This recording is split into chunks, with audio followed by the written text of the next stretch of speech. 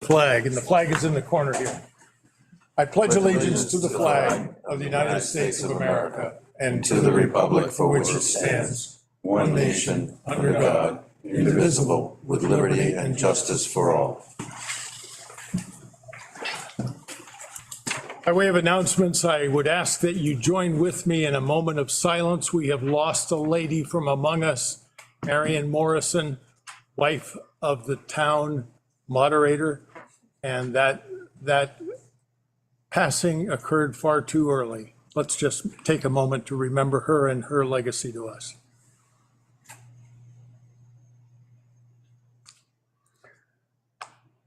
Thank you very much. The next item of business is approval of the minutes of February 27th and March 9th. Motion approved February 27th and March 9th, 2023 town council meetings, unless anybody has any comments, questions on them. Second. Discussion on that. All in favor? Aye. Any opposed? Next item of business is old business 1, receive a presentation from the Rhode Island Department of Transportation on what we call the Commons Reconstruction Project, but as you will see, is somewhat broader than that. And we look forward to hearing from the team from DOT. Thank you. We're going to stand here. Absolutely. Okay. That's fine. All right. Am I going to be right in your way? No. Okay. All right. Good evening. How's everybody doing? Good? Okay. Thank you for having us back. For those of you who I've met before, nice to see you again. For those of you who I haven't met yet, my name is Lori Fassett. I'm the administrator for the Division of Project Management for DOT. I was here a number of months ago, and I think we were at that time discussing what the opportunity was for us to jointly collaborate and figure out how we could join forces and work together on this important project to this town. And we have figured out a path forward and have started to collaborate. And we are now at the point, and so we decided we would come back and give you an update as to where we are. And I don't think that this is probably the last update. I would suspect at least one more as we progress through our process. So right now we have signed an agreement. We have an agreement that we will work together. We've incorporated the scope of what you all have requested into our process. And the piece that we've completed to date is our scoping process. That includes just looking at really what are the limits of the project, identifying what the stormwater requirements are, what the pavement condition is, what needs to be done, what other elements of the project are necessary in order to execute this project, and to make sure that all of our permitting requirements are identified, any other consent decree requirements, to make sure everything is identified up front, so that when we get to our final design process, which we are at, we've now hit that phase now, which is why we thought it would be a good time to come out and make sure that we didn't miss anything before we get too far down the path. We've sort of flushed out all the details of where we want to go. And so when that phase is complete, we move into what we call final design. And when we look to get a final design consultant on board, we basically hand them the scope and say, okay, here we are, we're ready to design the final product. And from there we advertise and then we construct.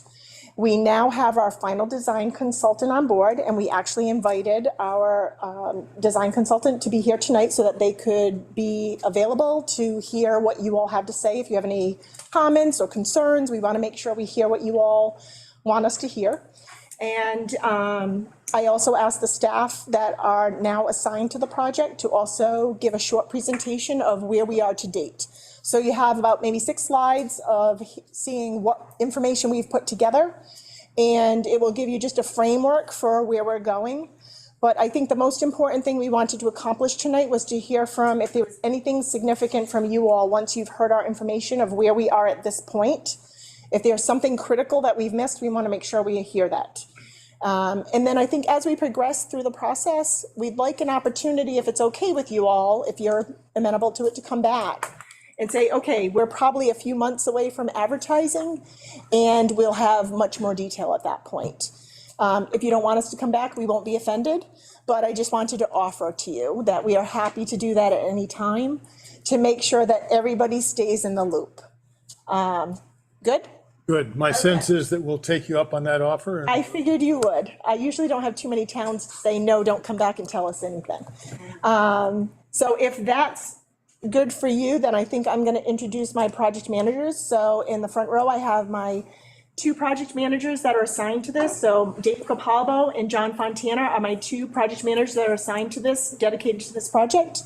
And Steve Cabral, sitting next to them, is our design consultant that will see this through the final design, the advertising process, and then he will also be the design consultant through the construction phase of this project as well. Okay? Unless anybody has any questions for me, I'm going to turn it over to my staff. Good? Good. Thank you. Thank you. Hi, good evening. As Laurie had said, my name is David Capalbo. I'm also in product management. I'm just going to give a brief overview of the project as we go through the slideshow, and I'll turn it over to John Fontana, the actual project manager, to go over the project schedule. And obviously, with the consultant here, he can answer any engineering type questions you guys may have. So I guess looking at the slideshow, you can see, actually, could you go back to the first slide? So you can see the list of roads that will be doing some pavement improvements to. So you get East Main Road, Simmons Road, Commons Street, south of Commons Road, and Meeting House Lane. And there's also a little note at the bottom there. So these are the roads that are in Little Compton. This project also includes roads in Tiverton. So in total, we're resurfacing or improving pavement on just over 12 miles of roadway. Next slide, please. So again, this is kind of a project location map showing you the 5 roads that are in Little Compton that we're looking at. And these 5 roads themselves total 4.5 miles, linear distance wise. Next slide. So the first road we look at would be, say, East Main Road. So it limits from Peckham Road to Simmons Road. That's about 1.5 miles. This is a standard resurfacing, just something we've done throughout the state. It's called mill and overlay on our end. Just resurface the road, improve the riding conditions. Next slide. So this slide has several different roads on here. All of these roads are what we call a reclamation at this point. So similar to roads that we've done in town in years past, Peckham Road and Colebrook Road, that would be the approach that we do on these roadways here. Obviously, we get into the commons and some other slides coming up. But if you total the amount of miles on the bottom, it comes out about, is that 2.3 miles on this slide worth of roads. Next slide. And the last road that we got here, shown in the town, is Meeting House Lane. And that begins at Route 77 and goes right into Commons Road. And that's about, 0.7 of a mile. Next. So this is a blow up of Common Street right outside the school building here. So, working with the town, Laurie kind of mentioned the agreement that we came to, town paying for the construction of the sidewalks, we be incorporating as part of our design project. So that's roughly about 500 feet of sidewalk and driveway development, pretty much from the town hall to the school. Next slide. So I guess at this point, schedule-wise, I'll turn it over to John to speak about that. Hi, my name's John Fontana. I'll be the project manager for the job. I'll be your direct contact between the town council, town members. You can reach me at the DOT. You'll have all my contact information, and I'll try to answer any questions I can or address any issues you have as the project's going on.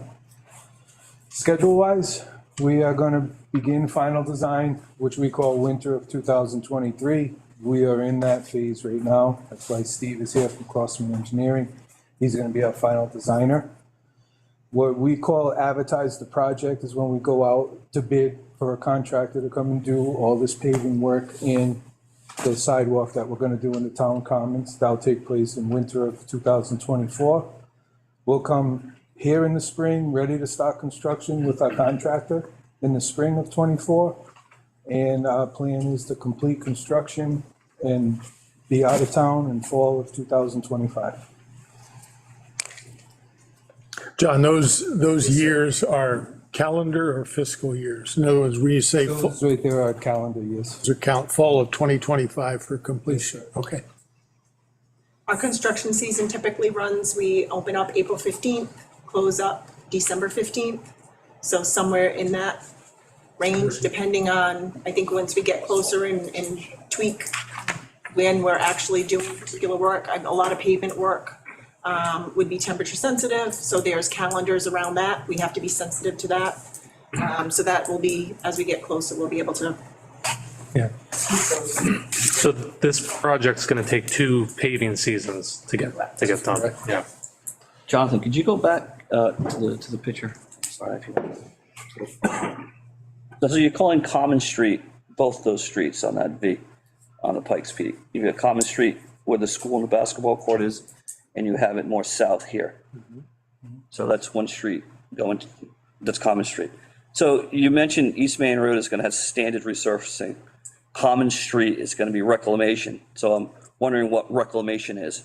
In Meeting House Lane, you didn't say standard resurfacing or reclamation. So I'm curious on those differences. So reclamation is a process of recycling the pavement that's there. It blends it in with the gravel barrel subbase, and then we put brand new pavement over the top of it. It's not again, a mill and overlay or simple resurfacing. And again, it's similar projects we've done recently in town, Colebrook and Peckham Roads. And there'll be curbing put in on Commons, Yes, sir, there will be. on all this, on both sides? Both outsides of the triangle, so like. Yeah, if you could point it. We'll be curving down this side, Yeah. Commons, and also at your new sidewalk. Okay, and the other, on the inside, I'll call it no curbing. Correct. No curbing. So on the south side, obviously you looked at it, you can see that there's trenches over there. We have a real bad water problem there. Obviously, you're gonna put some kind of swaleage or piping system in there to curtail that water flow. I think, sorry, I'll interrupt, but I think that's all part of what the final design Okay. will show. I mean, we do anticipate permitting with DEM, both for water quality and to address areas of any increased pavement that we need, if we need to do any widening for turning movements or anything like that. That's what requires permitting, so that'll all be part of the final design phase. Right. And at the top of Meeting House Lane, there's another water problem, as I'm sure you're aware of, that comes down, and in the winter it gets under the road, and that's when we have a problem, it lifts the road up. So those have to be dealt with so that this surfacing of the roads lasts. Yeah, and anything that you're knowledgeable of regarding drainage problems, certainly, send to John. Okay. We've worked with our maintenance garage to get, impacts from what they know. Okay. But anything additionally, please pass on. Okay. Yeah, is the DPW represented here by any chance? Just by the administrator. So if the DPW has any kind of documentation that you could send over on these particular roadways, that probably would be helpful for us to take a peek at. Tony, I can take a, That on to the part-time director. Okay, perfect. Gilmore. Okay. Tony, I could take a ride with you up on the top of Meeting House Lane. I'm not sure where that water comes, but that's a real problem. You're talking about the left side going out, right side coming in. Yeah, left side going up. The west end of it. Right. Meeting House Lane, classified as reclamation or standard resurfacing. You gotta remember, Meeting House Lane is just a mill and overlay. So standard resurfacing. Yes. So it sounds like there may be more work that needs to be done there for what I'm hearing. Bill's got his hand, got a gentleman with his hand I've up. got another question about the Commons Street. Can you go, Jonathan, can you go to that? So you said you're only gonna do curbing on the outside of the triangle. Correct. You're not the inside part of the road. No, sir. I'm just a little concerned because you see the cemetery there on the right side of the screen. And on the south side of the cemetery, there's no curbing there currently. And the dirt gets really washed out there too. And I'm concerned that, if we're gonna resurface the road, that eventually it's gonna happen again. It's gonna get washed out on the side. So when you go around Pikes Peak, there's a section there, there was, at one point, there was some fundraising done, and there was some curbing there. But the discussion is to complete that to the church, to Congregational Church, to avoid the erosion of the curbing That there. is part of the discussion. I'll go back, my understanding it was, but we'll clarify that. Is there and I think there is, so I'm asked the question, is there an official scope of this project? What is included and what is not included? So typically for a pavement improvement type project, we replace any type of guardrail end sections that are substandard. They have to meet what we call MASH compliance. It's a federal requirement for safety. It's the collapsible ends for guardrail. So that's something that would be part of the project where there's existing guardrail. I don't know, Steve, if you know of him. Talk about engineering. I'm Steve Cabral with Crossman Engineering. And part of our scope, and again, we're at the very beginning, we're actually just off and running as of a few days ago. So part of our assignment is, is to actually almost walk or drive slowly along all over the corridors to identify areas that are eroding. For example, if we do find that along the commons, there's a defined gully along the edge of the road, and it's obvious that the grass just can't maintain itself because the erosive velocities of the gutter flow, then we'll recommend as a minimum, berm, possibly curbing. So I cannot tell you exactly what we're going to do throughout the project, but I can assure you we're responsible to actually do an inventory of all of the drainage structures, identify if they're in need of repair or replacement, and to make sure that when we're finished with the road, that the road's in good shape to last, many years in the future. But as Laurie said in the introduction, you all know much more about this road than we ever will over the next year. So any input that y'all can provide to us is going to be beneficial for us and, of course, to the town. And as I came in today, we did receive a letter from Sheila McIntosh. Right here. And I must say, it's a very informative letter. And because we're just beginning, I can't state that we have the answers as of today, but I can assure you that when we come back for the next meeting, we'll be in a position to address each and every one of her concerns and identify how we address them. Or if there's something that we couldn't do, we'll explain why. That's good to hear. Is there a budget figure for this that can't be exceeded? Yes. Yes. And what is it?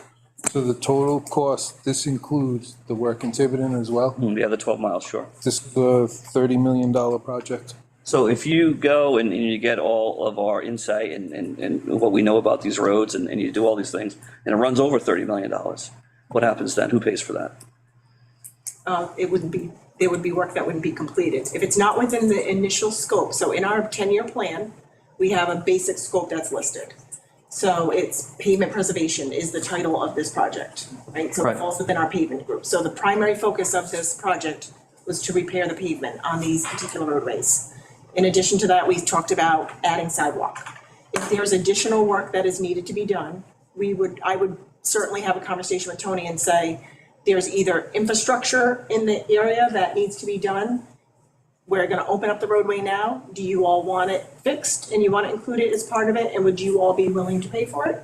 Or we can talk with you all about it would be a future project. That's what I figured. It would not be added to this project as Right. additional work. The scope of this project is paving roads, period. Correct. You're not doing any drainage work. You're not putting any swales in. You're not doing any of that. You can identify it, We may. you say. I mean, it will depend. Right, depends on the permitting It'll requirements. depend on the permitting requirements in our stormwater consent decree. There are certain factors that as we start to go through the process, there are some things by our stormwater consent decree that we're gonna be required to do. Okay. And so it will depend as we move through the process. There will be things from the federal perspective that they say, nope, when you go out there and do that kind of project, you have to do X, Y, and Z. And so some of those things may get addressed, but there may be other things above and beyond that we're not Well, able, those first things you say that may get addressed, who would incur the cost of that? we would. If there were things that were required by our consent decree from the stormwater perspective, Yeah.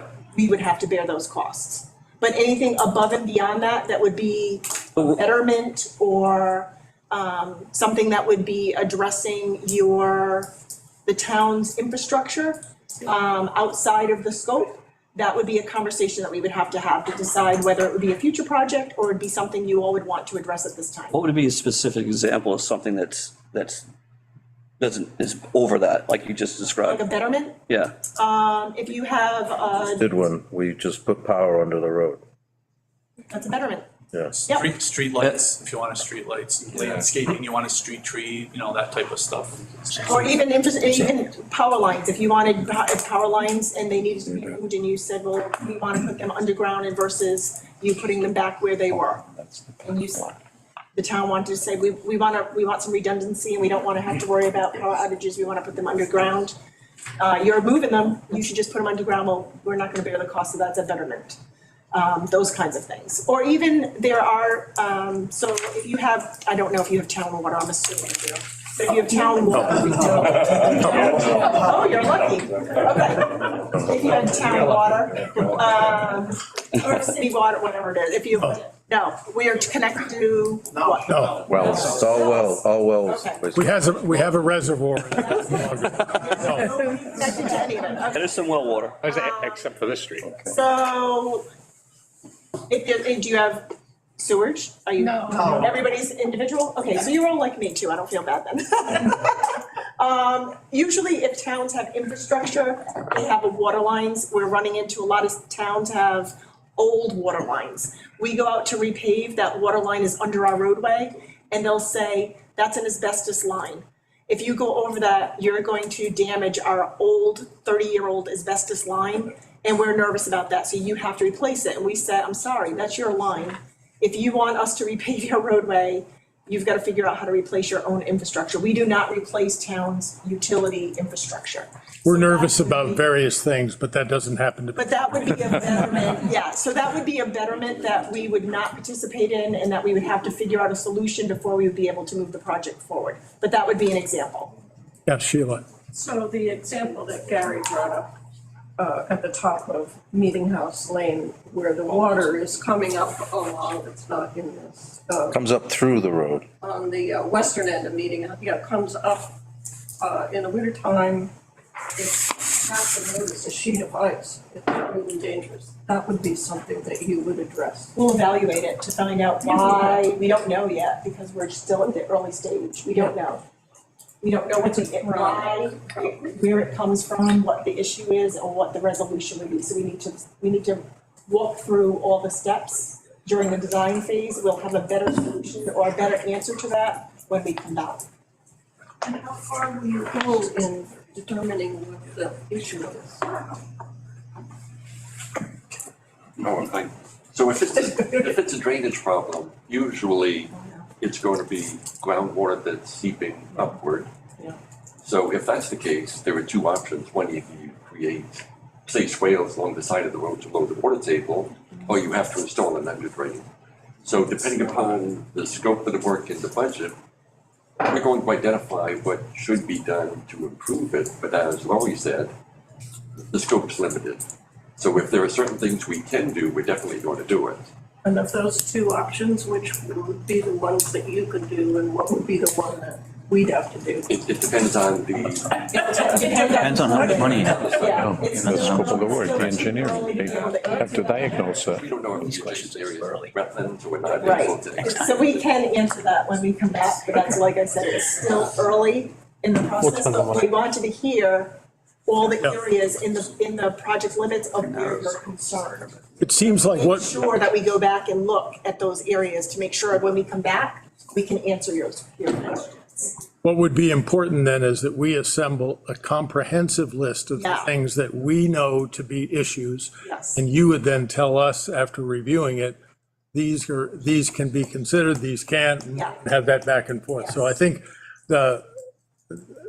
we're getting the notes, but those who have issues that haven't been spoken of yet, we should gather those. Bill, you've been waiting about. It's the same issue. I'm glad Gary brought it up.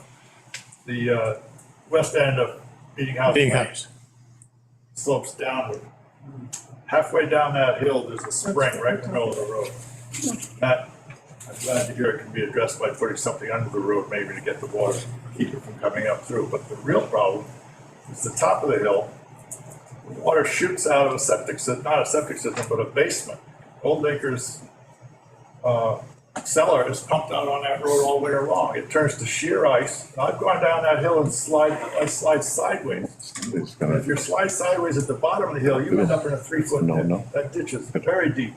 There's no ditch at the top, so it has nowhere to go but to form a sheet of ice going down that hill. And I've had to deal with this, for 65, 70 years of driving. It's crazy. I don't think paving's gonna solve that. If there's something pumping out of location, I'm pretty sure, no Well, matter what if we you do. ditch it's it, gonna- it'll run down a ditch. It has nowhere to go but right down the road because there's no ditch there. Yeah. There's actually a bank To contain it. of soil that goes right to the road. So it's gonna have to be ditched. That They can put a pipe and have a cistern that will collect the water at the top. There's gotta be something, because it's dangerous as hell. That may not be a paving issue, but that's an issue that has to be resolved, whether it's on your end or our end. Before this gets made nice again and put a new road in, let's get that straightened out. Like I said, whether the town pays for it or the state pays for it, it has to be addressed. It's a safety issue. Hi, listen. Yeah, if the owner's pumping, yeah. That on this I'll side of check. the Commons, I am very sure that for underground springs, it just seeps water up and you can see where it comes up from under the pavement. Well, the erosion is over there. But there's, I believe, about 3 different areas in that short stretch of road. And it's just endless. It's just necessary. And there's no really safe place to walk on the side of the road, so if you put in some sort of gully, there would be no pedestrian spot to walk in at all. So that might be a bit of a challenge. Yes, I think it's important to recognize that these roads, if you ride a bike on them, you quickly recognize that they're not made for anything but cars. And to me, if you're going to repave a road and spend this time, it might make sense to make them safe for people who, because this is a beautiful place to ride a bike. But, you have to have kind of a sixth sense when you're on South of Commons. Some of these other, there's no median, there's no, there's nothing there but the edge of the road and a white line, and so I think it would be incumbent if they are going to pave these roads, that they at least be wide enough to have enough of a median where you can safely ride your bike on it without feeling like you're going to be run over. I have just a question. I brought it up last time as far as timing, not the construction, not the details, but when the summer hits, South of Commons is an extremely busy road, Meeting House Lane as well. So, I mean, if it's possible to adjust the timing to coordinate to get them done, like East Main Road could be done during the summer with no problem. South of Commons maybe spring or something like that. Just as a consideration, it may not be feasible. No, it is. But just a consideration on timing to do it. Because believe me, if you block South of Commons Road off for paving in the summer, it'll be a nightmare. What would your summer, what would you consider summer? So that, Kind of Labor Day on, okay. And then would there be? Memorial Day, I'm sorry, Memorial Day to Labor Day. Labor Day. And would there be any appetite for, in that particular roadway, to have it done at night? Yeah, Is it residential? yeah, well, yeah, it is residential. All as residents. long as you don't put rumble strips in, As that's long all. as you're not putting. No offense, I would, But it's all residential. yes, I think it would be important for the engineers to Okay. understand too, that they probably can't pave in the spring and do a good job in Little Compton, because all you're gonna have is water. When you grind your road up, you're gonna hit many of these roads, you're gonna hit the fact that you're gonna hit water right away. Your only avenue in this area is late. We have this problem in our neighborhood. We've made didn't have a 2.2 problem. miles of roads. You could never pave in our neighborhood in the spring. And I bet Meeting House Lane, South of Commons, I bet a lot of these that aren't high roads, they're all gonna be that way. And you're gonna need to, I mean, right, you're gonna have to focus your efforts on us in the fall and the late summer when it's dry. Because our water tables this time of year, it's quite interesting. So limiting further, if you're limiting us to September, October, November. No. That's why I said if feasible. Some roads will only be available in the fall to you. You just gotta look at that as you're planning. I'll also throw in there where the town's having, I think it's 350th celebration in 2025 in the summer. And I'm sure the roads being dug up would be, See how many monkey wrenches we can throw in. so I just want to mention that one. Might be 2026. Lori, Yes. when you start this project, Oh, I'm taking vacation.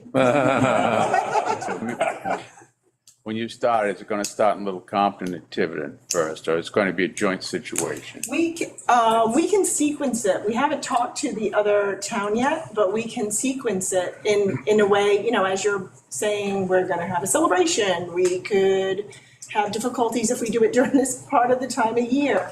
We can sequence it in a way that minimizes as much disruption as possible, but I do want to say construction, it gets a little bit messy. There has to be an appetite if you want us to come in and do a project.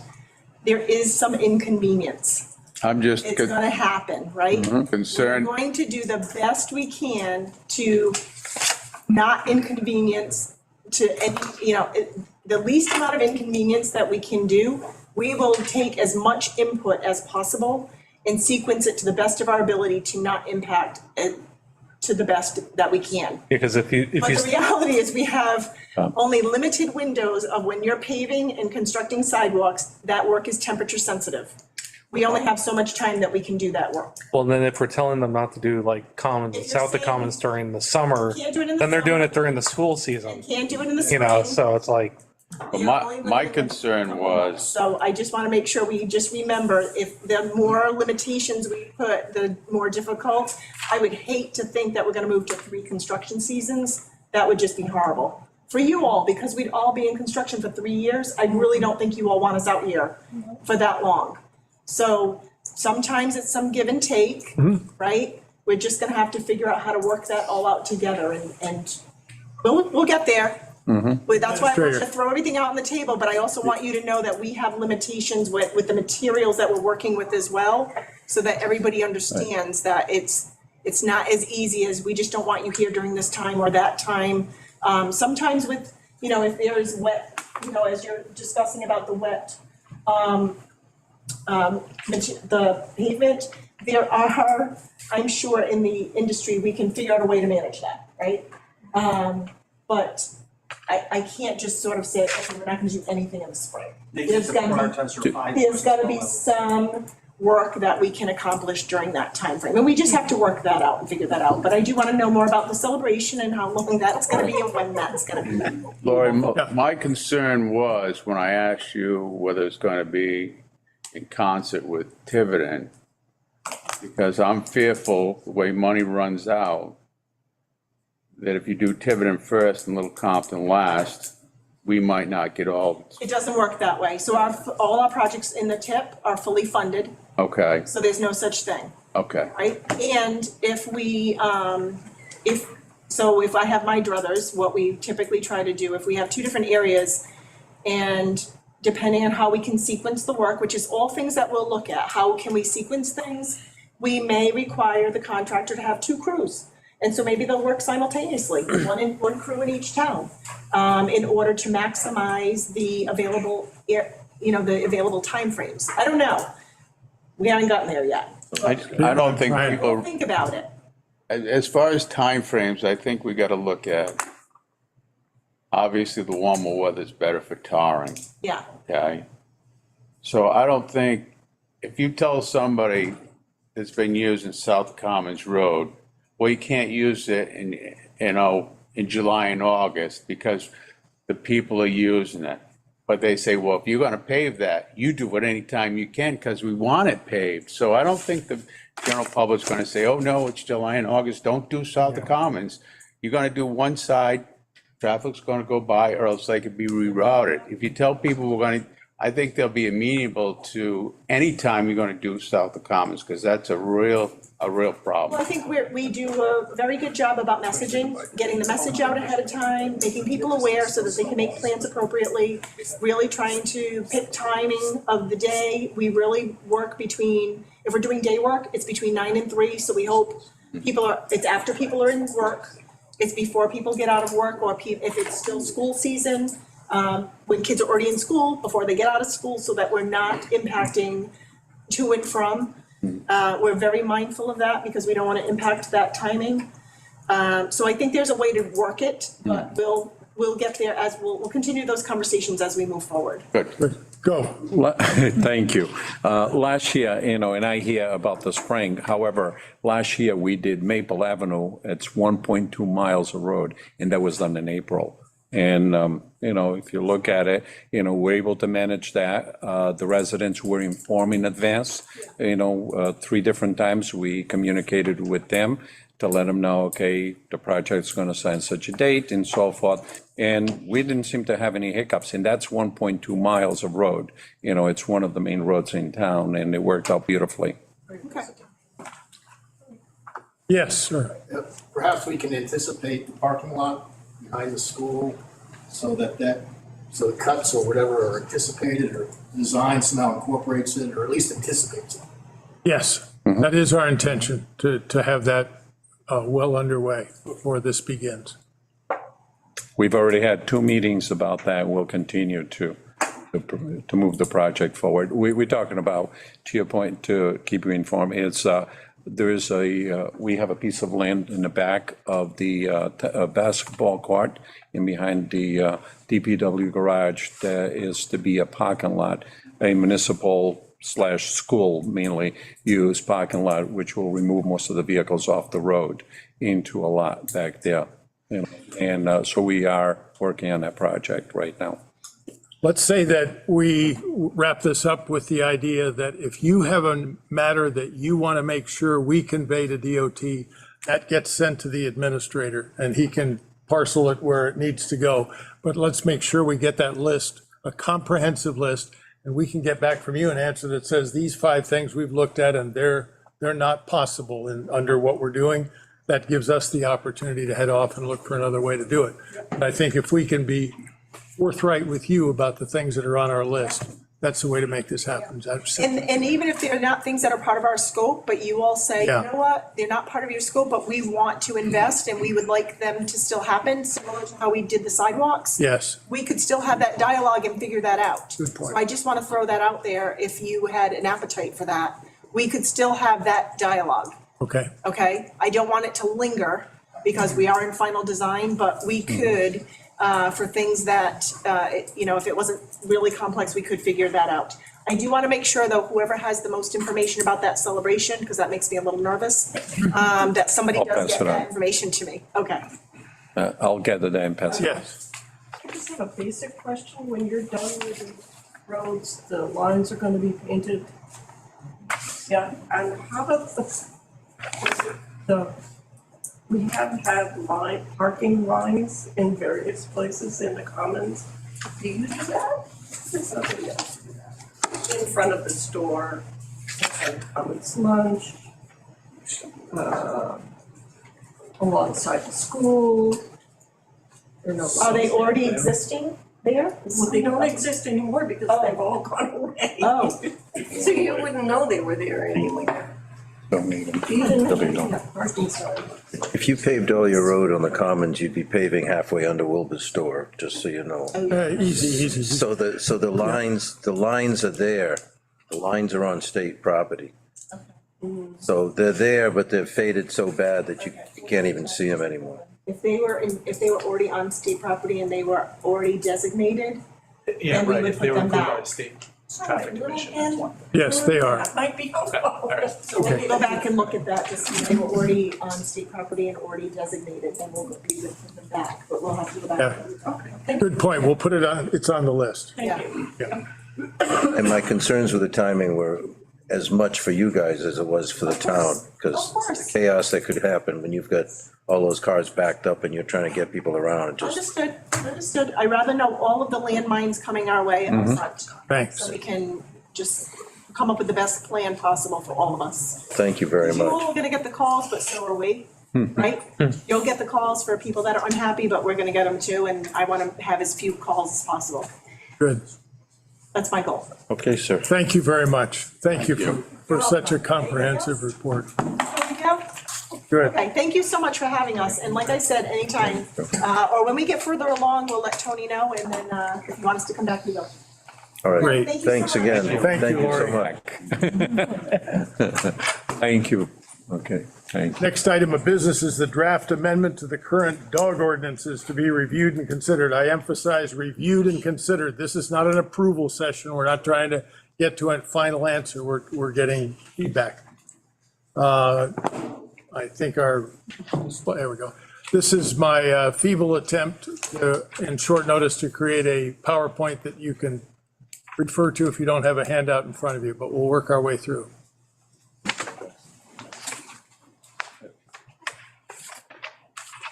Who speaks on this issue? You want me to? Sure. All right, so part of the issues we're having, I'm just gonna do a synopsis because you all have copies. I'm assuming everybody got copies, or they've got it through email? No? No, no, Not in the packet, I don't. no. But yeah, do we got a bunch of copies here? I have a copy here. I have a copy too. Thank you. Is there another copy? So basically, I got him. You got him? basically trying to keep my sarcasm out of it. This is because, we're doing this because of a few bad actors. I'm not thrilled with a leash law per se, because my dogs are behind an invisible fence, my dogs are well-behaved. I don't have anybody complaining about my dogs. When my neighbor's dog wanders into my yard, I give it biscuits, so it's not an issue with me, but I understand there's a few bad actors, so in going over this with the chief, he needed some, I don't want to put, I might as well use an analogy, he needed some teeth in the ordinance to be able to enforce the bad actors. And that's why this has been written the way it is. Also, it's been, and so this is a huge thing for Little Compton. I joked with the council president, this is almost as big as if we tried to put a street light up in the Commons. This is a leash law in Little Compton where there's never been one before. And as you read the ordinance and you go through it, you'll notice there's things about, the no person, owner, keeper of a dog in charge of custody of any dog shall allow such dog to run loose or off its owner's property within the town of Little Compton. That doesn't mean if your neighbor's dog runs across your yard to chase a rabbit and they bring it back, that there's a reason for the police to show up and confiscate your dog. That's not where we're going with this. We're going with this to deal with any issues that arise from any kind of complication of a dog-person or dog-dog interaction. That's what this is all driven for. Another thing the chief added that I was very impressed with was the care of dogs, which we didn't have anything in there. There was nothing in our ordinances about how to take care of the dogs and what happens when the dog's neglected. So these are some of the things I'd like everyone to review. I mean, if there are comments today, sure, come on forward with them. And the fine is come up too, but it also gives the police the flexibility to say, okay, this is a situation that warrants some interaction from us. This is a situation where, okay, yeah, just go away. It's not a big deal. It gives the officer the authority to implement a restriction to a dog misbehaving, but it also gives the officer the flexibility to say, okay, get your dog, go home, if it's a one-time thing. The last thing we want to do is have someone who has an older person who has a dog that gets out of control on him, and I don't mean in an aggressive way, but runs on the neighbor's yard and does his business and is driving the neighbor nuts. It gives the officer the ability to come and say, look, ma'am, and then the officer sees that, I used ma'am, no offense there, but you ladies tend to outlive us. Your dog is misbehaving. It gives the officer the opportunity to go in and talk to this person and see what's going on. And maybe there's a social aspect there that needs to be taken care of, which I thought was a great idea. The fines have been increased, but that's gonna go to the state. The state's gonna authorize that. We can't just approve that. And that's basically it in a nutshell. That's a brief synopsis of what's going on. I'll open it up. I just have a, Is there, open it up for comment? I just have a couple of, a question about clarification and definition for the chief, and maybe for you, Paul. On 411, at the beginning, due notice, it says, after the investigation, they shall find facts to warrant the complaint, and after due notice to the person. What's the definition or clarification of due notice? I'm sorry, where are you again, sir? 411, right at the beginning. I'm gonna read it again. No, I'll find it. 411A, right? 411A. All right, so 411A is, anything in the black print is currently in the ordinance. Yeah, I know, I'm still looking for a clarification and definition of due notice. I want to keep it documented, done for such a.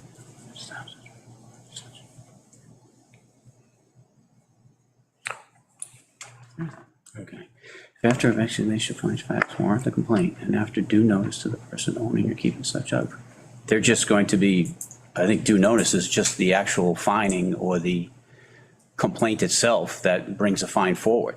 So after we investigate, find facts to warrant the complaint, if what they say happened, they're going to be noticed, we're going to give notice and they're going to receive a fine or, however we use our discretion in Thank you. indicating the incident. Thank you. 413B, any dog described in the foregoing subsections found at large may be impounded by the animal control.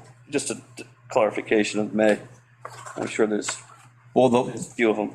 Before that, it was shall. That leaves us no discretion. It's may. So That's what I wrote down here. So it's gonna we have to build in, every incident has a story. And we have to look at every story individually. And we need the flexibility to be able to say, was this a complete accident? Am I, going to give someone a $100 fine because, their dog took off on them, somehow? Or is it, this has happened 10 times with this same individual. Now, our discretion gets a little smaller and we impose fines. But the may has to be there because we can't have it black and white. Everything's different. Every story, every incident's going to be different. So that's- We have to have the ability to look at it and use our discretion. So that's officer discretion. Absolutely. That's what I wrote down. That's what I thought it was. On 415, discharge of the duties imposed by this section, the animal control officer or any police officer shall have the authority at all reasonable times. Just wondering what all reasonable times is. Is that? I would imagine I would say a reasonable time is the time of the incident. If we're investigating a barking dog at midnight, a dog that's been barking at midnight, I think it's reasonable to knock on the door of the owner to speak to them about their dog that's barking. A little more officer discretion. If it's something that happened in the afternoon, we certainly wouldn't go to the house 4 hours later and knock on the door to get an answer in the middle of the night. I think we're just kind of trying to be convenient to the individual. So those are one of the things that popped out at me quickly. That's all. Thank you. Yes. Under 4-1.4. Some more about licensing dogs, another place that charges a fee for a neutered or spayed dog, that's different than a dog that is Oh, I don't know. spayed or neutered. I'm not aware, but I think that certainly makes sense. And I'm sure someone does. It absolutely makes sense. And rabies isn't mentioned in here, I don't think. So in order to get licensed, you have to have a rabies shot, but that might be worth putting in here. Absolutely. Well, where's this, Chief, while you're making changes over there on dash 1.3, Sheila, were you done? Yes, I am. Okay. Go ahead, Gary. Dash 1.3, it's A, B, and B, so it should be A, B, and C. Oh, my bad. Again, rough draft. So Certainly needed review, we'll need review, but from, It may be the PowerPoint Ranger has caused that problem. I see. Just saying that it doesn't copy so well out of Word and into PowerPoint sometimes, and it adds another, a different letter, but we'll look and see. be the B minus, I got an English too, I don't. Yeah. Good evening. My name's Jim O'Dell, and I'm in the Oak Forest development. I'd like to start by saying that Chief Rames, thank you very much for your efforts. Back before the pandemic, the chief actually took the time to sit at our kitchen table and discuss this at length, changes that we thought would be reasonable. I think there's a large communication gap here because what the chief and I spoke about in 2020 was not a leash law at all, but a law to restrain and control problem animals within the town. The gentleman sitting right next to me on my left has probably one of the greatest well-behaved animals I've ever seen. It would be a crime to put a leash on this dog, and we're not trying to push a leash law. It's also not a minimalistic problem. My wife was attacked shortly after moving in by a black lab that jumped on her back and would have taken her down if someone didn't intervene. This is a significant problem. I saw it in Tiverton, and changes do need to be made to this ordinance. I'm very sorry if you disagree with it, but changes do need to be made.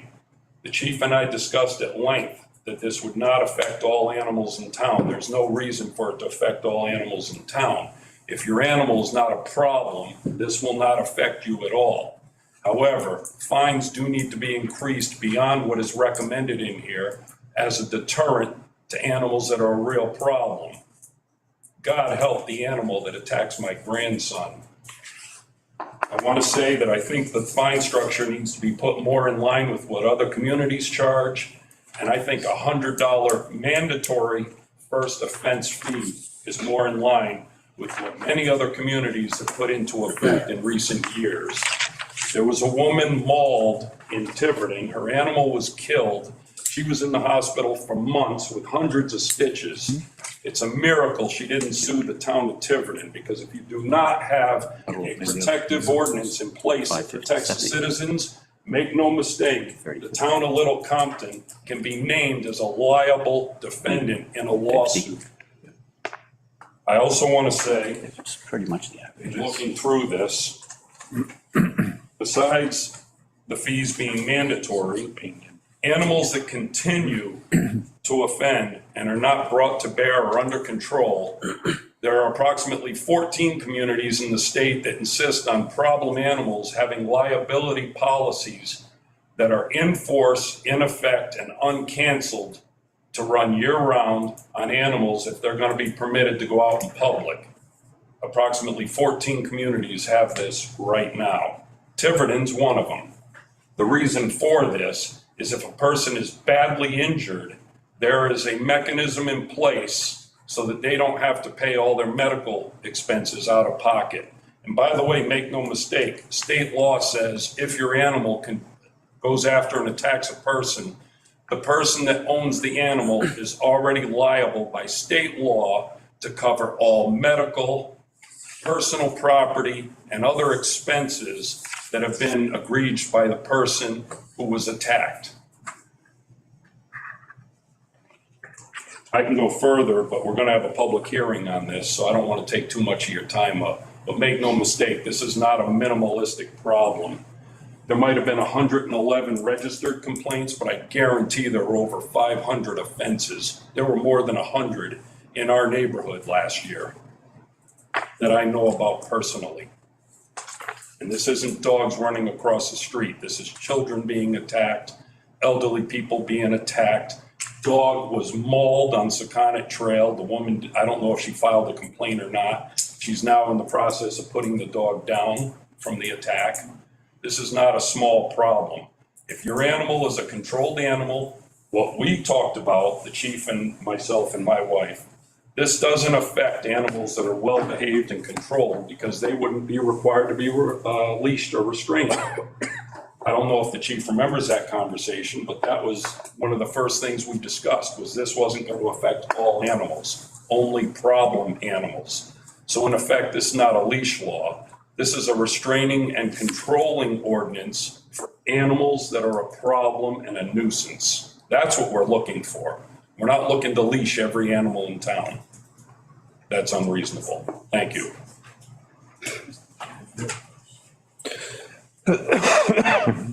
Yes. Yeah, thank you very much. I have some written statement for you that provide to you so you can get my comments. I want to thank you for bringing this up. As Jim said, my name's Andy Ryan. I live on Paget Brook Road in Oak Forest. My wife and I were bit by a dog about 7 years ago when our kids were six months old. Actually lives in where Jim's house was the previous owner. Right? That dog had been harassing people for years around that corner, and nothing was done until it bit us. We're constantly harassed by dogs. And I don't think a leash law, like Jim said, I don't think that's the answer, because there are really well-behaved dogs that don't need to be leashed. And this is a rural area, right? If your dog is well-behaved, I think you put the onus on the owner to make sure that your dog is well-behaved. And if your dog is not well-behaved, there should be some significant consequences to that. And I would suggest, as Jim said, liability insurance for any dog owner. For dogs that have bitten people or repeatedly harassed people, they should be required, if they're going to maintain their dog license, to carry liability insurance, because that will put significant pressure on the owner to actually learn how to take care of their dog. Secondly, I think if dogs do bite people or harass people significantly, they should have to report it to their homeowner's insurance, because I can promise you what will happen to your homeowner's insurance is they will either get rid of you or they'll triple your homeowner's insurance. And so therefore you might actually train your dog. And then third, this goes to the issue of training of dogs that bite or harm people. It's not usually the dog that's the problem. It's usually the owner. The owner doesn't know how to control their dog. They don't bother to train their dog, right? And so their dog is menacing or biting. That's what happened to us. There was a Australian Shepherd living on that property that was out on its own all the time. It was totally bored, and it just came over and bit us, right? If somebody, instantly when that happens, the owner should have to get their dog license back, should have to take, they should be required to undergo dog training. A minimum number of hours of training by a certified trainer to teach them how to take care of their dog. And finally, they also should be required to have a fence, either a real fence or an invisible fence like you have, Paul. They work wonders for keeping your dog in your property and making sure they're there. If you have a nuisance dog, if you want to keep your dog, you should be required to have a fence professionally installed, right? And then I think anyone who has repeat violations, like we have one person in our neighborhood who is constantly causing problems because they will not control their dogs for more than a month or so after they get a fine. They should never be allowed to have dogs again if they're not going to keep their dogs. They should go a year or so without being able to have dogs, right? And this might seem a little extreme, but I would argue that if you put the emphasis on the owners to be good dog owners, you don't need to tell people to have their dog leashed, right? Because this is a rural area. If I'm walking by somebody's property, the dog should not leave their property and harass us, or it shouldn't leave their property as we're walking by. This happened to me on Highland Avenue so many times. I finally had to, this dog on Highland Avenue used to threaten us constantly in our neighborhood or when we were walking on Highland Avenue. I think I might have called 4 or 5 times before it was taken care of. I basically explained the Rhode Island dog law to the police officer and also to the lady who owned the dog, which is that Rhode Island's laws are very clear of what citizens can do if a dog is harassing them or threatening them, right? And it shouldn't come to that, right? It should not come to that. Dogs are great animals, and most dog owners are good dog owners, but you need to think about crafting this in a way that puts significant onus on those dog owners who are not good dog owners or causing a problem. Because Paul's right, it is not a large portion of people that are causing this problem, but it's not a minor problem. When we got bit, and I sent an email out to the neighborhood explaining what I was going to do to these owners if this wasn't immediately taken care of, I had over a dozen people tell me they had stopped walking in the neighborhood because they were afraid of being bit by dogs, right? And, which is, if you think about, crazy in Little Compton, when you have such quiet streets that you don't walk on your streets because the dogs own those streets. And that's the situation we're in. And I think it requires some thoughtful, meaningful ordinance. Thank you. Can I just get a distinction with liability insurance policies and your home insurance policy? I mean, my understanding is if your dog bites someone and the person is going to file a contact your insurance company, who's going to contact the insurance company? The person that gets bit, right? If your dog bites me, I'm going to go after your insurance company. So I'm going to find out who your insurance company is and contact them. But if the person who gets bit doesn't do that, then who's responsible to contact the insurance company of the dog, of the owner whose dog bit someone? That would be the owner. The owner could do it, right? Because from what I understand in Rhode Island, someone that gets bit has 5 years to file a complaint with an insurance company. So you got 5 years, so they could go 3 years and say, you know, where I got bit is numb, it's not, you know, I'm having an effect. Now I'm going to call your insurance company. So if you don't call your insurance company and say, hey, listen, my dog just bit somebody, I don't know if they're going to call you or not, but I want to be upfront with you and let you know you may get that call, then your insurance premium is going to double. It's not going to triple, it's going to double, or they'll drop you. But my question is, you talk about this liability insurance policy. What's that? Is that different than home insurance? Why would, if I have home insurance, why do I need liability policy Because insurance? a lot of homeowners policies don't even have you having animals in its policy unless you declare it at the time you get your homeowner's policy. You're not going to have dog protection. Okay, so the homeowner has to. Just like all the contractors and tradesmen and Yeah. everything else, you have a separate liability policy that is relatively inexpensive until you have a claim. Yeah, If you so. have a claim, or if you're getting a policy because of an issue, you're going to pay a ton for it. It's going to be a large deterrent all by itself. Yeah, the insurance is a deterrent. But, so when you go get insurance for your home, and they ask you, do you have a wood stove? Right. You know, do you have a pool? Yep. You have a dog, you tell them what you have. And then your homeowners will cover you. Yeah. Not everyone's So, going to do I that. just wanted In to- fact, I'd lean towards most people aren't going to do that. Yeah. So I would ask the chief, Chief, if you get a call that someone got bit, and then you go talk to the person's dog that bit someone, can we force them to call their insurance company? I don't think we can force them. We can strongly suggest it to them. So, you know, we can't be an ordinance that says, you got to call your insurance company. I want to see the paperwork that you called your insurance company. So I'm trying to figure out how that works. I don't know the mechanisms of doing that. I can just tell you, when I got bit and called the police, it was hard to get them to come down, right? Because it didn't break our skin, right? And then I went down and sat in the police department for about an hour, waiting to talk to somebody again after we filed the report, and didn't get anything, because I wanted to actually bring them in front of a judge and then make them have a dangerous dog hearing, because that is actually Rhode Island law, right? And that type of stuff is what has to happen. So I don't know how you mechanically, like if the police would, you know, have to view their homeowner's insurance, or you take them to court, right? And actually have a dangerous dog hearing and mandate a dangerous dog hearing for any dog, that not something that the police can have discretion on, but if a dog bites somebody, that they have to have a dangerous dog hearing. I just think that there's so little has been done, and it's so hard to get the police to come out and actually do anything, right?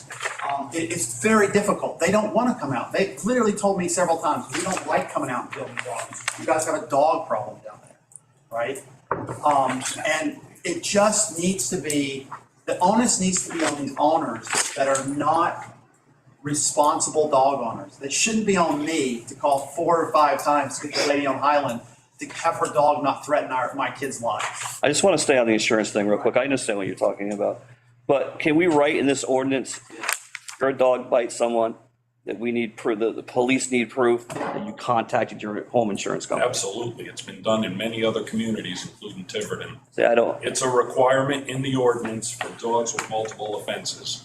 That would be a deterrent. Absolutely. That's the only deterrent I can see, because you will get thrown off your home insurance, and that's going to hit your pocketbook. So what you do is you insist in the ordinance, it's being part of the ordinance. After your 3rd offense or after your 4th offense, however you folks write it, as I said, I didn't want to take a lot of time because we're going to have a public hearing on this.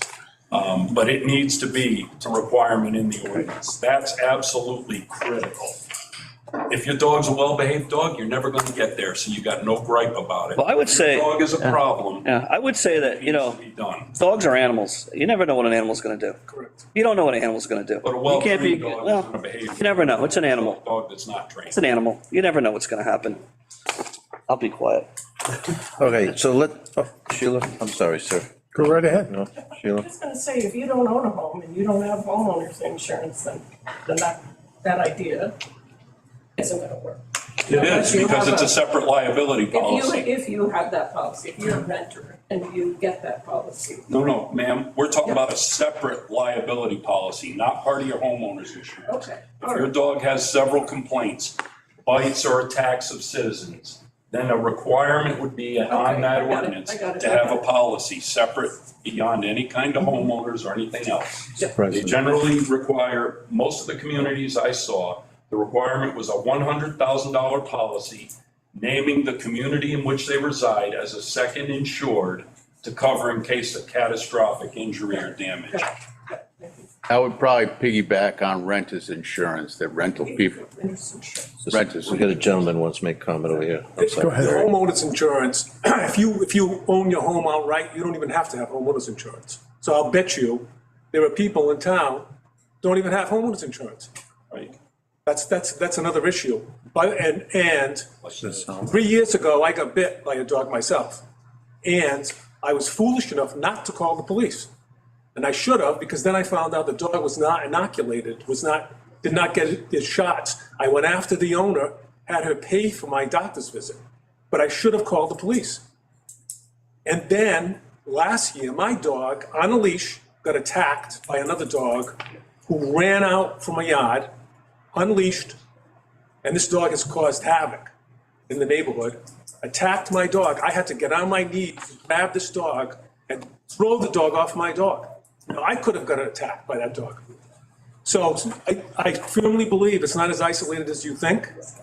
And I also got chased by a dog in another part of town here. So this is not as isolated as you think. I do walk a lot, so I'm guilty of that. Okay, so for discussion and so far for input and stuff to go over in the ordinance, and we will cover in a public hearing, we've got increased fines, liability insurance, homeowners insurance notified, mandatory training, police response. I take a little exception to going after my guys with your, the police don't respond. That, I'm just telling you, I take offense to that. Because that's the first I've heard of any report like that. And I'm gonna have that discussion with the chief to see what happened. All right, mandatory training, police response, who informs the liability insurance? And my overall concern is what actually you brought up, sir, is I don't want this to spill over to the good dog owner that comes in to register his dog. Where's your liability insurance? And he goes, well, my dog's never bothered anybody. Okay, you still have to have That's why liability. we're surprised it's being called a leash law, because that was never our intent. The chief sat down with us at our home the second week in March 2020, and the first thing we said was, it doesn't need to affect all animals in town. It is to restrain and control problem animals. All right, so maybe the leashing of dogs will be leashing of problem dogs or something to that effect. Good summary. Yep. May I, sir? Yes, ma'am. I would propose keeping the leash law part for the public playing fields. There are children there constantly. People do walk their dogs off the leash. Some are well behaved, some are not. I've had to call the police and they did come. Once when an aggressive, huge dog started trying to attack my 11-pound dog. So in the public. Well, make no mistake, state law says that all animals have to be controlled in public places. Yeah, well, people don't do that here. So I think having at least leash, controlled dogs on leashes in the public playing fields would be the minimal that we. So I think we've got the collar and the leash on the leash law for the moment, or whatever we're gonna call it. But I understand your point of view. Is there any more comments? All right, sir, Great, back to thank you. you, thank you. And thanks for the input. I think you've clarified it significantly. Thank you very much, sir. Thank you again, Chief, for your efforts. We'll keep moving. The next item of business, Can I ask what the intention is with this moving forward? Are we taking the comments and is it going to be coming up reworked? with a second draft. Okay. Yep. Second draft. Before, so we'll bring it back to the council and then we'll schedule a public hearing. Yeah. Yeah, right. We're not going to use the public hearing as yet another sounding board to get 12 more comments. Thank The you. idea would be to get the comments assembled before. Great. The next item is to receive bid proposals for reconstruction of the wellhead located at Town Landing. We have a single proposal. It's from Shapiro Carpentry. That estimate is a total of $9,700, of which approximately a third is materials and the other 2/3 is labor. That, You need a motion for that? within, You could refer that to me, then come back, you know.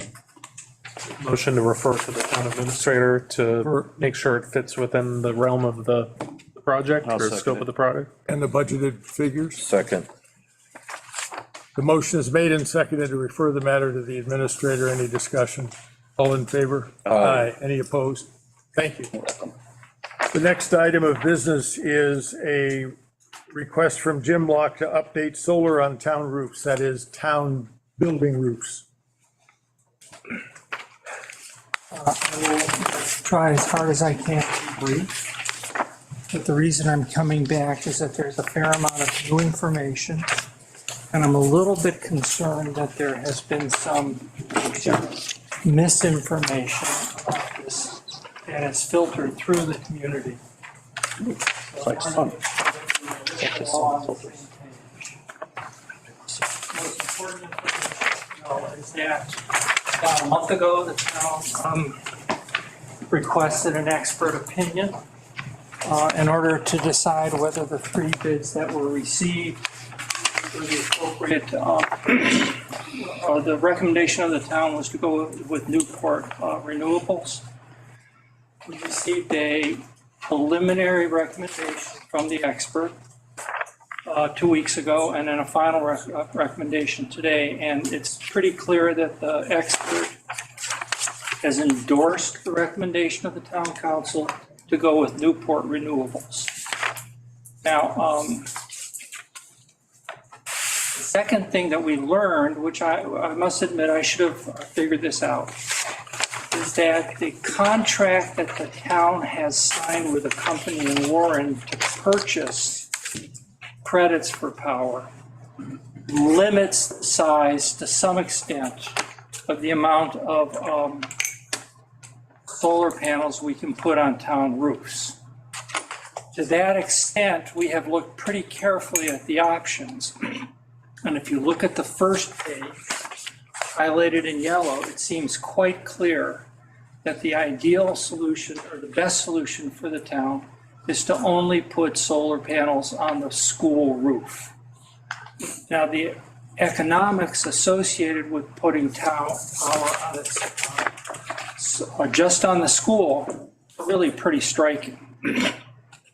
Well, the school, it turns out, is eligible for 3 very large grants from 3 different agencies in order to reduce the size of the capital expenditure.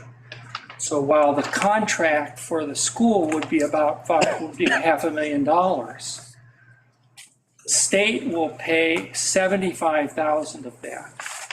The Department of, the federal government will pay 30% of that, which is $150,000. And then at the end of the day, the Department of Education will wind up paying another $125,000, at least according to John McNamee. So if the school decides to put solar panels on its roof in order to offset the costs for electricity for the town, the total expenditure drops from $513,000 to approximately $125,000. It's now, the Rhode Island Department of Education does not provide the same kind of grant for the town hall, the public safety complex or other town buildings. The reason that I would recommend focusing on the school is that the school actually will cover a little bit more than the amount of electricity that we can get subsidized for. And if you go to the second page, this is a little complicated, and it took me a while to figure it out. But it turns out that the town signed a contract earlier this year, or last year actually, to purchase credits for power from a company in Warren. Now, that company wouldn't build their solar facility unless they were able to sell electricity in advance. They were able to sell the electricity in advance.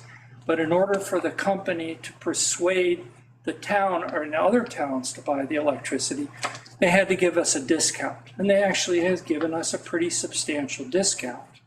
So the basic rule is that starting when the facility goes online, the town of Little Compton will pay only 65% of what the rest of the state pays. Right now, the town pays among the highest electricity rates in the country at 22 cents per kilowatt hour. That will drop to 15 cents a kilowatt hour once the contract, once the facility gets up and running. But in order for us to sign that contract, we had to guarantee that we would purchase approximately 350,000 kilowatt hours a year. The town uses 510 kilowatt hours. If we put all of the solar panels on the roof of the school that the roof would handle, we would generate 600,000 kilowatt hours, and we're only using 510. Okay? So we have to find, as a city, as a town, we have to find somewhere to park 90,000 kilowatt hours. The thing that's remarkable about this proposal, which I didn't know, but I found out before, and now it turns out is true, is that the town of Little Compton, as a nonprofit entity, can enter into a virtual net metering agreement with any other nonprofit in the state, which means that we can add their electricity usage to our electricity usage, and therefore put all the solar panels that we might need on the school roof. Now, what that means is that the community center, the library, and the wellness center food bank could get their power paid for by the contract in Warren, and they would each save $1,500 to $2,000 a year, and it costs the town nothing. There is no additional cost, and in fact, it saves the town money, because the cost of electricity from the solar power panels that we would put on the roof is about 3 cents a kilowatt hour, just about, instead of 21. And the total capital outlay at the end of the day is $125,000. So I wanted to make sure that this information has come through, as Paul knows, has come through in dribs and drabs. It's been a little bit hard to get it all together. We didn't really have all this information until the last week. And I'd be happy to answer any questions, trying to stay under 10 minutes. Yes. So I'm just curious with the council. So the council, I was at the meeting when they were discussing buying power, and there was a discussion about putting some, so our attorney did not, because it wasn't clear, I think, at that meeting. I don't think the council understood that if they signed that contract, it would prohibit them from, it sounds like we could generate all the power we want for 3 cents a kilowatt hour, but we signed a long-term contract to pay 15 cents a kilowatt hour for our town power. I'll answer that. Okay, I wasn't there when the contract was signed, but I'm here to say that the contract with the company in Warren is actually a good deal. Okay, so even though we could theoretically get a lot of power at 3 cents a kilowatt hour, and we're signed up to pay 15 cents, we can't put enough solar panels on the town roofs to pay for all the town power. Okay? We can't do that. But if you add the other nonprofits in town, and I don't want to go there because it's like a First Amendment thing, but you could add the churches.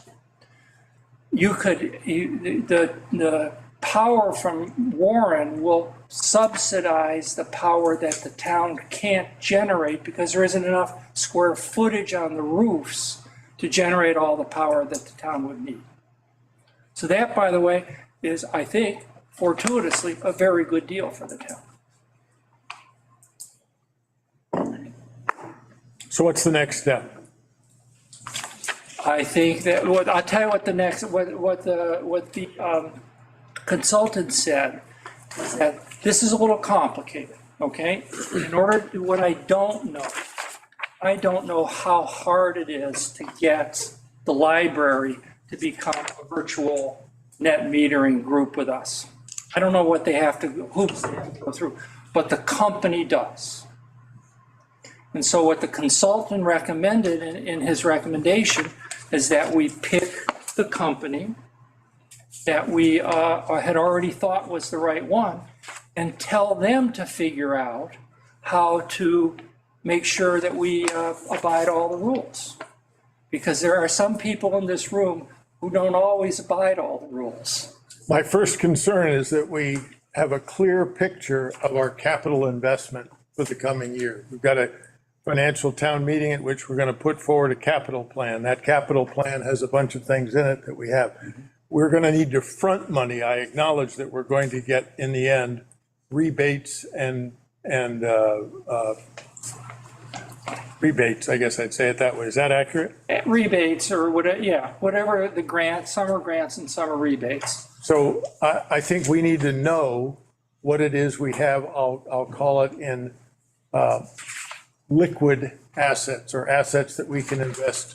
Well, there's two different ways to solve that problem, okay? But, so I met with, I had a meeting with Craig Curry, I had lunch with him, and he's on the budget committee, he wanted to hear more. So I had a brief meeting 2 days ago with Craig and George Kroll from the budget committee in order to explain this, because this is, the kind of thing that needs explaining. And George told me that he heard from John McNamee that the school has the money to do this. Okay? He told me that the school has the 500. Now, whether that's the right thing to do, because this proposal will save somebody, in addition to the nonprofits, $40,000 a year. You're going to save $44,000 a year on an investment of $120,000, and that's $44,000 a year for 25 years. So whether it should go to whether the town should be involved in fronting the money or whether it should all come from the school is above my pay grade. Well, which is the town? Just to be clear. Sort of a little bit, yes, it is the town and where the money comes from. But the town, but John told me, I asked John, and he said they can probably front the money. Okay. And oh, by the way, the trench that was just built across the street was built across the street because the town is putting heat splitters into the town hall and is going to be using more electricity. The 510 that we spent last year for electricity is just going to go up.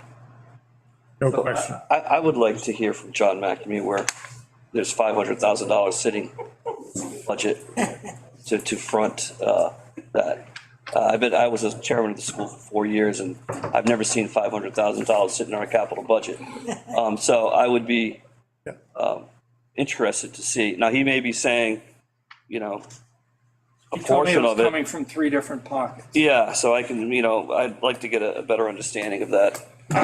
I asked John if it was all right if I shared this information because I heard it from George Crow. That's where I got the information from. So I don't know if it's true. Yeah. If I may, just very quick, I've had quite a few conversations, obviously, throughout the whole process. Right. John and I have had conversations about this. However, that is news to me, that he's saying he has all the funds. I'm not saying he does, I don't know. I would have to get back to him on that one. I don't know. I think John Gabriel may. I don't have the specifics. I've been in several of the meetings with John where we've discussed this. I think you're right. It is a combination of multiple sources. I would estimate, based on the numbers I've heard, but he would be the person to give you the exact ones, that most of that would be grant funding. Some of that would be capital improvement money that is used on a rolling basis. So we are in the process of doing other capital projects that a year out, roughly, depending on when the timing works out, we receive the reimbursement for. So at that time, we would have more money coming in that would be used to fund further capital projects, which would also make it eligible for, excuse me, the housing aid reimbursement from RIDE. The housing aid reimbursement is the 125. Yeah. It's a lot of money. And that's the one, I think there's a significant delay in that too. One of the other hypothetical ideas that have been kicked around too is to start looking at some of the other fuel sources for this building, where we run a decent amount of the building off of propane or oil. Start looking at the same deal as town hall, electric heat pumps, and other ways to treat the air and climate systems. So that may also increase demand for this building over time, but buy us a great savings in the oil account there. I think it needs, again, an integrated look at the town's capital funding, all of the dollars being devoted toward capital investment. And this appears to be a very attractive place to spend capital money, perhaps in ahead of some other capital investment. I won't name any specific thing, but the point being, we need a comprehensive picture of the capital plan, which we don't have laid out yet in the form that it accounts for our ARPA funding, our ability to access IIJA funding grants. There's a whole, and the school's reimbursement capability. We've got a number of those things that need to be put into one comprehensive picture. And I would say between the administrator, the school business manager, and advocate, we can begin to say, here's where the funds are, here's what it would require with respect to deferring, just to go back to the subject we just dealt with, the roads, which is where some of our capital money is headed. Those trade-offs will need to be made so that we can get the best bang for the buck. But I acknowledge that what you've got here is great news, and it has solutions that involve other entities within the town, which is also helpful. Well, there is something in the Warren contract, because I had the same opinion that you did. I says, wait a second, this is 15 versus 4. But what that does is it buys the town time. Right. So that when the electricity rate goes up from the splitters in the school and the town hall, we can put solar on the public safety complex. Right. And go through the same process and get the same grants, except for the 125. School rebate. Yeah. Yep. Yes. Yes, sir. So I'd like to say first that I think this solar sounds like a great deal for the town. My wife and I last year looked into putting solar, and just to put it on our house, we had one estimate just under 70,000 and one estimate that was over 70,000 just for a single home. But I have two questions.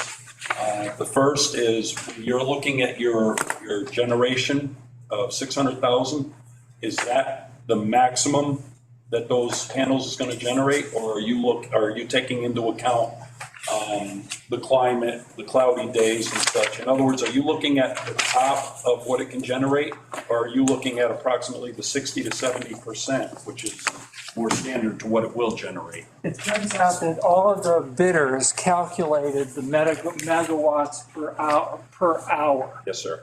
Yep. The megawatt, so there's the megawatt number, which is the theoretical construct, right? That's what you might be able to get if you were in Phoenix. And then there's the megawatts per hour, and all three companies, except for one of them, I had to back calculate it, They tell you what you can get, and it's based on, the size, These look about what we got. yeah, and that's based, and the consultant checked and went over it pretty carefully. Appreciate that. He didn't find any of my mistakes. And the second question is you say that this is for 25 years. Yeah. However, I've done a lot of research on the solar before I even had people come over and estimate it for us. Do you have a clause in your service or bid contract, anything about the array being obsolesced in 15 years, as they do on residential arrays that are installed? They say at 15 years, they can request that they're obsolesced and you have to remove them from your home at your expense. Is there anything like that in this proposal? Not that we saw, but. Or is it 25 years? Well, the new panels, so we have panels on on the garage and on the guest house and on the house. And the ones on the house, which are 20 years old, 15 years old, they're a little thinner on the edges now. But the new panels actually are pretty much, all three of them are guaranteed. Now, the problem with, obviously, is guaranteed. Yeah, 25 years. All right. They're guaranteed to produce 86% of the current rate at 25 years. Now, you can, as a town, you can purchase insurance on the length of on how long they'll last. The life durability. You can buy durability insurance. I haven't looked into it. I was going to dump that on Newport Renewables. Thank you. Yes. It seems to me that it would make sense that the town get electric vehicles probably in the next few years as they can, because, they work for I just got an electric car and it's fabulous in this area because you're going so slow for so few miles. And it would make sense to put charging stations in town. And since you've got excess capacity possibly and the federal government's funding a lot of charging stations, I think this would be an opportunity to think about integrating those charging stations in with the solar production as well. And you should really think about where, especially since they're going to be doing road construction in the area and things, and once you put pavement down, it's going to be there for a while. You might want to think about where can you put charging stations in town, at town hall, maybe a parking lot. Yeah. We've thought about that, yes. And tied in with the solar production, that's a lot of kilowatts you'll pull off the solar that would help you consume that solar as well.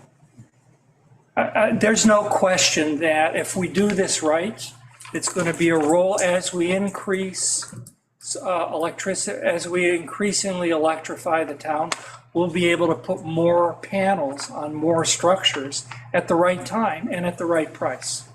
But this is the first step. If we can't do the school this year, we're going to have a real problem. And the deadline is July, help me out here, Tony, it's July. It's July, I can't exactly remember, it's July, yes. Something like that, we don't have to have the money on July 12th, but we have to have an agreement with Newport because they're the company that applies for the grant from the state, the 75,000. Beautiful. We've been through this process and it works. It works beautifully, but if you're gonna create more energy than you're using in the school with electricity, put mini splits in with AC and heat in there, and you can shut off the fuel valve. Nobody's paying more than oil right now. Oil's the highest commodity you have to create heat. John McNamee is all over putting heat splitters in the school. To me, like something we have to do. Well, they've already decided to put them in the town hall. I mean, things are moving, I think, in the right direction, and I'm just working to make sure that we get over the particular hump here. And this is, by the way, has been much harder than I expected it to be. And if it wasn't for Tony, there's not a chance that this would have gotten done. Thank you. Team effort. Thanks. Team effort. Next item of business is new business, a letter of request from the community center for a letter of support for a grant application. I'd entertain a motion that the council president on behalf of the council produce such a letter. I'll move it. Second. Discussion, all in favor? Aye. Any opposed? Thanks. request from the Armenian National Committee of Rhode Island for a town participation in commemoration of the Armenian genocide on April 24th, 2023. I'll move that too.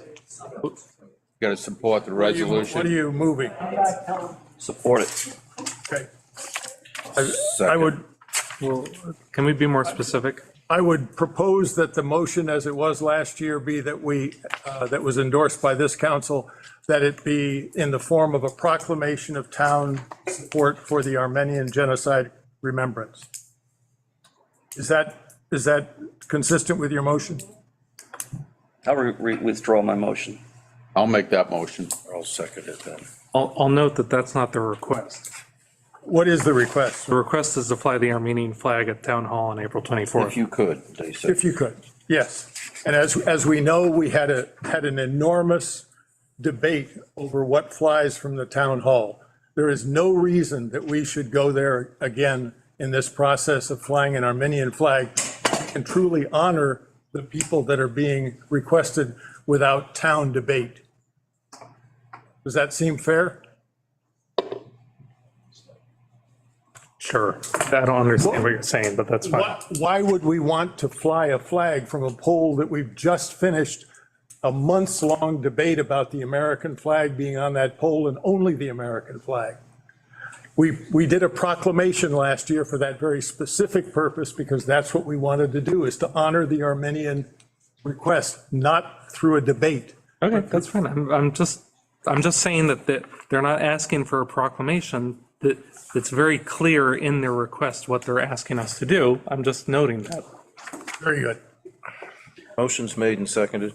Is there discussion? Yeah, I'm still a little confused about the motion.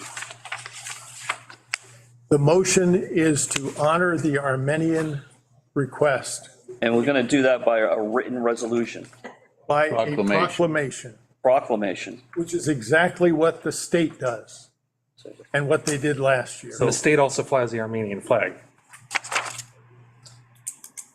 So, and we have flown the Armenian flag in the past, if I'm not mistaken. As we discussed last year, that indeed is true. We decided last year to issue a proclamation. So we didn't fly it. No. I don't. Didn't fly it last year. Did not fly it last year, and we decided to do a proclamation. Motion's on. Are you ready to vote? Yeah. All in favor? Aye. Opposed? Thank you. Thanks very much. Next item of business is a letter notification requesting road construction of the routes for the Cystic Fibrosis Foundation annual Cycle for Life bicycle ride for 2023. Make a motion to defer this to the town administrator and the police chief. Second. Discussion. All in favor? Aye. Any opposed? Thank you. The next item is Rhode Island Resource Recovery Corporation Solid Waste Recycling Services. What you have in your packet is the draft version of that. I would ask that you look at that, see if there's any issues with it, return to the next council meeting. I anticipate that potentially by the next council meeting, we'll have the smooth version ready for signature and we can vote to have it done by the town administrator. You need a motion to table it, or? I just, I'll solicit a motion to charge the council members to review and report to the town administrator any issues they have with. So moved. Second. Discussion on that. All in favor? Aye. Next is a request from the town administrator to engage a municipal finances consultant. Motion to approve. Second. Discussion on that. All in favor? Aye. Any opposed?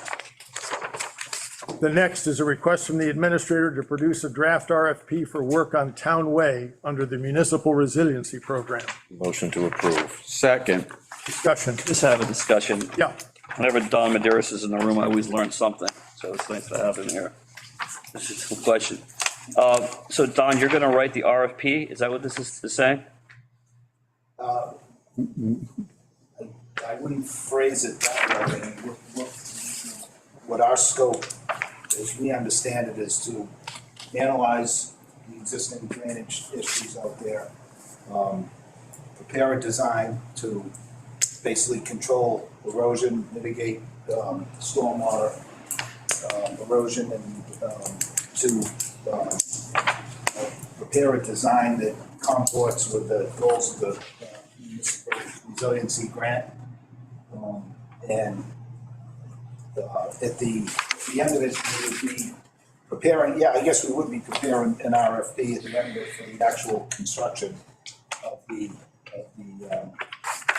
improvements. Good. Prior to that, though, obviously we'd have to go for CRMC for approval. And the monies to pay for the 8975, where does that come from? Is that from the grant? The grant, yes. I think I would move this. And if I might just clarify just a little bit, you're right, Don is correct in terms, he's not going to draft the entire RFP. What he will do is prepare the scope of work that to be included in the RFP. I should have worded it a little different. Right. Any other comments? Oh, we've already moved it, I'm sorry. Yeah. All in favor of the motion? Aye. Any opposed? Thank you. The next item of business is communications, specifically a copy of a resolution adopted by the Tiverton Town Council supporting housing and development land use. If you recall, the Planning Board and Housing Trust have this for recommendation to us, if a similar resolution would be appropriate, and upon receipt, we can deal with that. Motion place on file. Second. Motion's made and seconded to place on files or discussion. All in favor? Aye.